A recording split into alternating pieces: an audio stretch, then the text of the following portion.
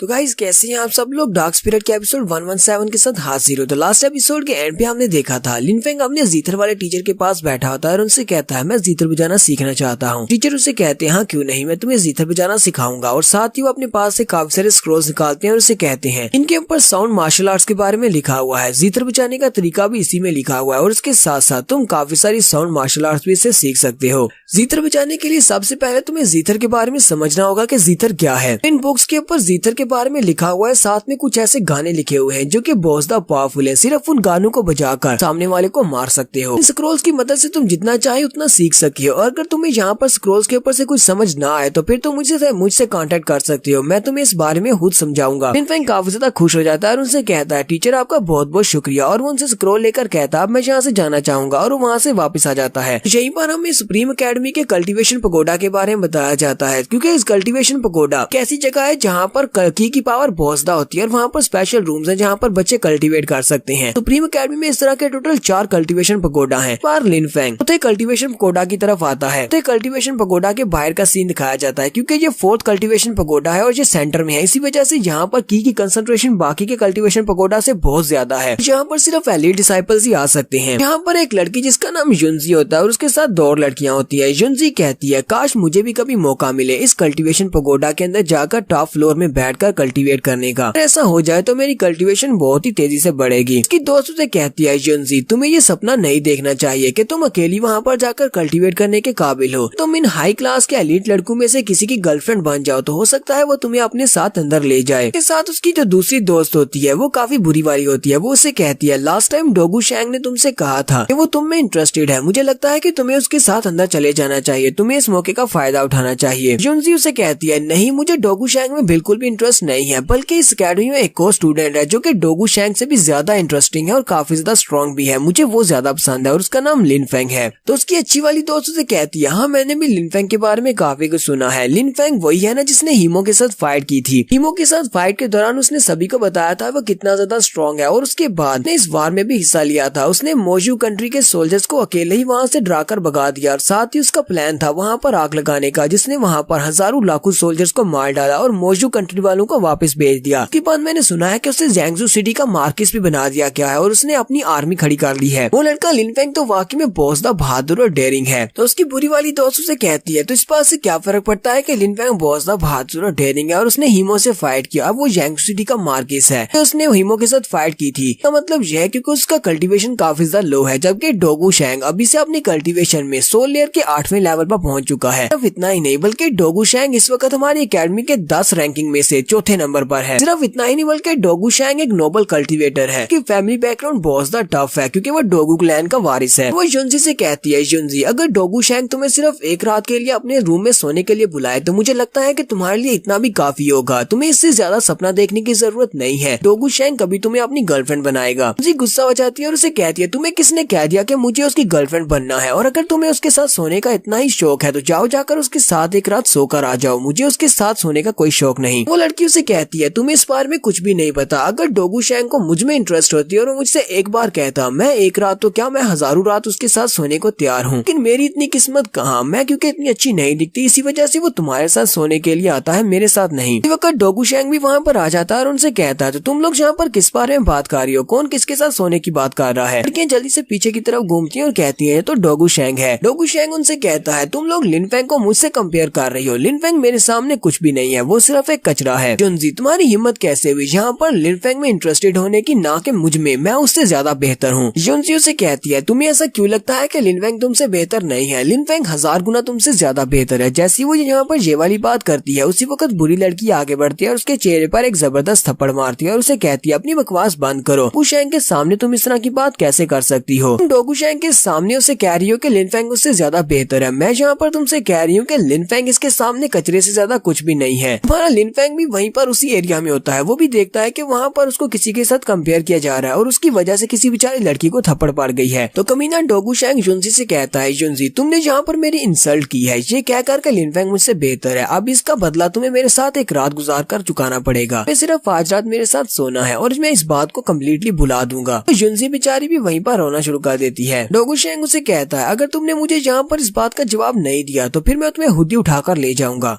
उसकी बुरी दोस्त उसे कहती है तुम्हें एक बहुत ही अच्छी अपॉर्चुनिटी मिली है, डोगुशैंग ये वाली ऑफर किसी को भी नहीं देता, इसलिए इसके साथ चली जाओ। जुनसी बेचारी बहुत ज्यादा घबरा जाती है, जबकि उसी वक्त पीछे से हमारे लिनफेंग की आवाज आती है। लिनफेंग उस बुरी लड़की से कहता है तुम बहुत ज्यादा यंग हो लेकिन एक बहुत ही घटिया औरत हो, तुम ऐसा किसी दूसरी लड़की के बारे में कैसा सोच सकती हो। तो वो सभी लोग पीछे की तरफ देखते हैं कि अब कौन आया है, तो वहाँ पर पीछे लिनफेंग खड़ा होता है। बुरी लड़की चिल्लाकर उसे कहती है आखिर तुम कौन हो और तुम यहाँ पर किसके बारे में इस तरह की गंदी बात कर रहे हो। लिनफेंग उसे कहता है तुम्हारे अलावा यहाँ पर कोई और घटिया औरत है जिसके बारे में बात करूंगा? हाँ, मैं तुम्हारे बारे में बात कर रहा हूँ। वह लड़की चिल्लाकर उसे कहती है जाओ जाकर अपना काम करो, तुम्हें हमारे बिजनेस में टांग अड़ाने की जरूरत नहीं है। जुनसी उसे देखते पहचान जाती है और कहती है ये तो लिनफेंग है। लिनफेंग यहाँ पर परफेक्ट टाइम पर आया है, लगता है कि मैं लिनफेंग को इस्तेमाल करते हुए सिचुएशन से निकल सकती हूँ। डोगुशैंग भी लिनफेंग से कहता है तुम्हारी हिम्मत कैसे हुई यहाँ पर मेरे होते हुए मेरे काम में टांग अड़ाने की। लिनफेंग उस बुरी लड़की से कहता है तुमने अभी भी कहा कि इस लड़की के लिए ये बहुत बड़ी बात है कि एक रात उसके साथ सोना, तो मुझे लगता है कि तुम्हें इसके साथ जाकर एक रात सोना चाहिए। तुम्हारी किस्मत काफी ज्यादा अच्छी है कि डोगुशैंग यहाँ पर खड़ा है। लिनफेंग ने यहाँ पर डोगुशैंग की बात को कम्प्लीटली इग्नोर कर दिया है। वो गुस्से के साथ चिल्लाकर उसे कहता है लड़के मैं तुमसे बात कर रहा हूँ, तुमने सुना नहीं। लिनफेंग उसे कहता है क्या मैं तुम्हें जानता हूँ? वो उसे कहता है नहीं, तुम मुझे नहीं जानते हो, इसीलिए तो तुम यहाँ पर ये वाली बात कर रहे हो, क्योंकि मैं तुम्हें नहीं जानता तो इसलिए तुम भी मुझे नहीं जानते होगे, इसी वजह से तुम मेरे सामने इतनी एरोगेंटली बिहेव कर रही हो। अगर तुम्हें मेरा नाम भी पता चल जाए तो यहाँ से डर के मारे भाग जाओगे। लिनफेंग उसे कहता है तुम तो अपने आप को कुछ ज्यादा ही ओवर एस्टिमेट कर रहे हो। हालांकि मैं तुम्हारे बारे में नहीं जानता कि तुम किस तरह के इंसान हो, लेकिन मैं तुम्हारे बारे में मैंने काफी कुछ सुना है। मैंने बहुत सारे लोगों से सुना है कि तुम एक बहुत ही शो ऑफ करने वाले इंसान हो, तुम्हारा नाम तो डोगुशैंग है।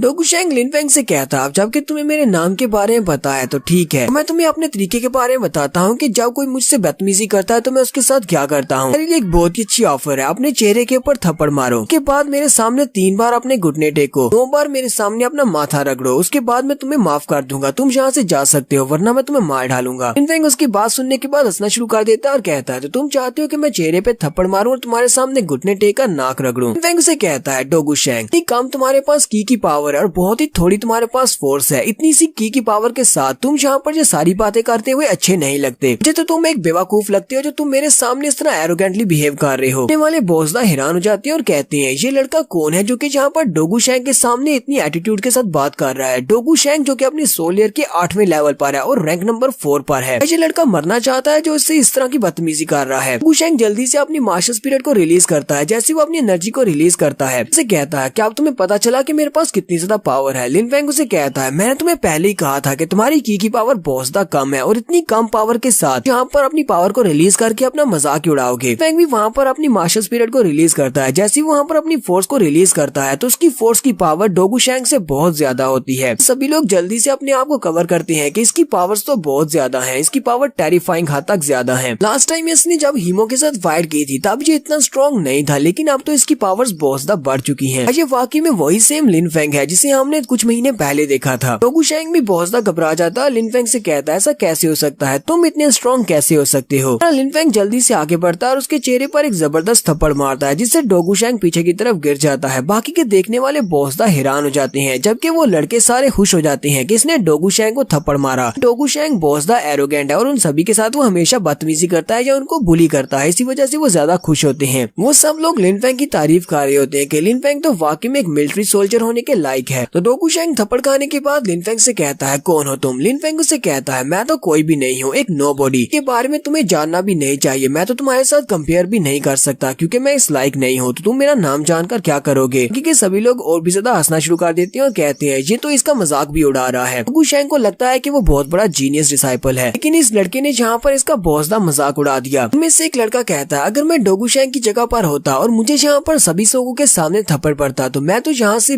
पीछे देखता भी नहीं और भाग जाता और दोबारा कभी सुप्रीम एकेडमी के वापस भी नहीं आता। डोगुशैंग को भी पता चल जाता है कि यही लिनफेंग है। वो उसे कहता है तो तुम लिनफेंग हो, तुमने मेरे साथ जो कुछ भी किया है इसका बदला तो तुम्हें चुकाना पड़ेगा, और साथ ही वो पीछे की तरफ मुड़ जाता है। लिनफेंग उसे कहता है जरा रुको, तुम्हें किसी ने यहाँ से जाने का तो कहा ही नहीं, तो फिर तुम कहाँ पर जा रहे हो। डोगुशैंग पीछे मुड़ता है और उसे कहता है अब तुम्हें मुझसे क्या चाहिए। लिनफेंग उसे कहता है लगता है तुम्हारी याददाश्त बहुत ज्यादा कमजोर है, तुमने मुझे कहा था कि मुझे अपने चेहरे के ऊपर थप्पड़ लगाना है, 3 बार घुटने टेकने हैं, साथ ही 9 बार अपना माथा ग्राउंड के ऊपर लगाना है। तुम्हें लगा था कि मैं तुमसे बहुत ज्यादा कमजोर हूँ, इसी वजह से तुमने मुझे ये ऑफर दी थी। अब जबकि तुम्हें पता चला है कि मैं तुमसे ज्यादा स्ट्रॉन्ग हूँ, तो तुम चुपचाप यहाँ से वापस कैसे जा सकते हो। तुम्हें नहीं लगता कि अब तुम्हें वो सब कुछ करना चाहिए यहाँ से निकलने के लिए। सभी देखने वाले और भी खुश होते हैं और कहते हैं लगता है कि लिनफेंग डोगुशैंग को ऐसे नहीं जाने देगा। लिनफेंग इससे माफी मंगवा कर ही रहेगा। लिनफेंग डोगुशैंग से कहता है चलो मुझे दिखाओ कि ये सब कुछ कैसे करते हैं। अपने चेहरे पर थप्पड़ लगाओ, 3 बार अपने घुटने टेको, 9 बार अपना माथा रगड़ो और तुम यहाँ से जा सकते हो। तो यहाँ पर हम लोग अपनी एपिसोड 117 का एंड करेंगे। नेक्स्ट एपिसोड में देखेंगे क्या डोगुशैंग लिनफेंग के सामने अपने घुटने टेकेगा या नहीं। एपिसोड की एक्सप्लेनेशन अच्छी लगी हो तो कमेंट करके जरूर बताइएगा। चैनल को सब्सक्राइब कर दें, वीडियो को लाइक और शेयर कर दें। शुक्रिया।